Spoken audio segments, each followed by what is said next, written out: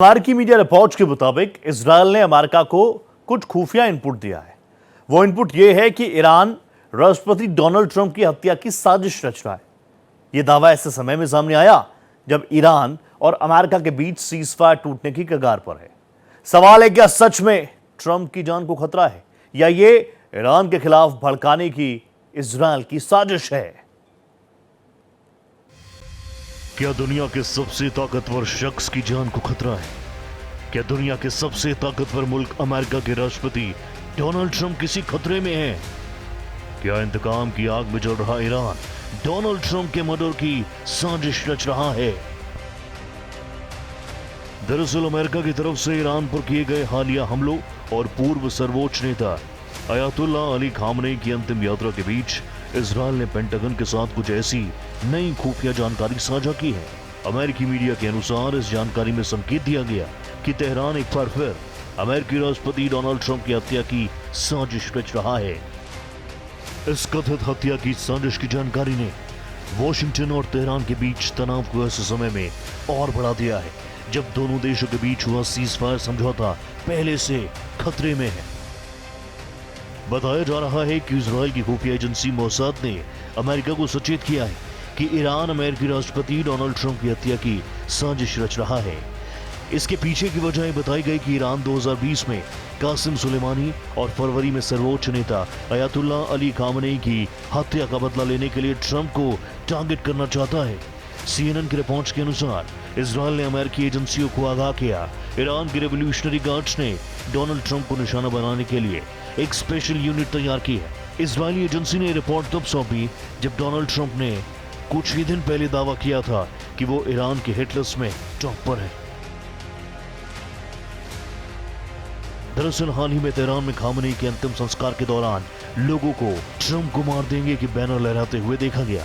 इस खुफिया रिपोर्ट के सामने आने के बाद ट्रंप ने मीडिया के सामने दावा किया कि ईरान उनकी हत्या के किलिंग प्लान में उन्हें नंबर 1 पर रख रहा है। इसी सिक्योरिटी थ्रेट के मद्देनजर सीक्रेट सर्विस की सलाह पर ट्रंप तुर्की में नाटो शिखर सम्मेलन से वापस लौटते समय कतर की तरफ से गिफ्ट किए गए नए विमान के बजाय अपने पुराने एयरफोर्स 1 से रवाना हुए, क्योंकि उसके डिफेंसिव मैकेनिज्म का दायरा बहुत बड़ा है।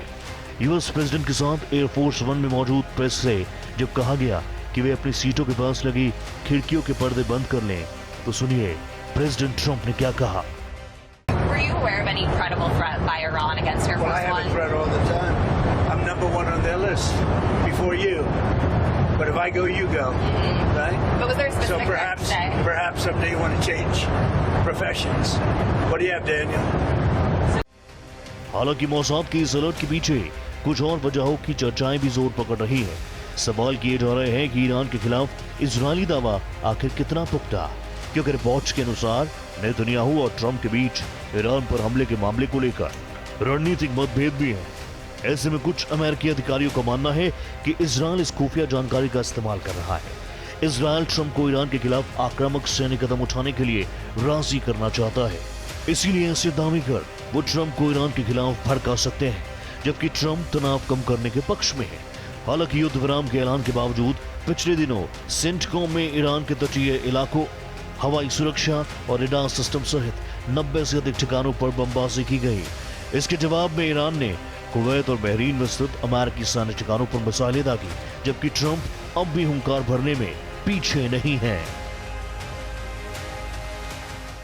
And I say we hit them 20 to 1. Every time they hit us, we're going to hit them 20.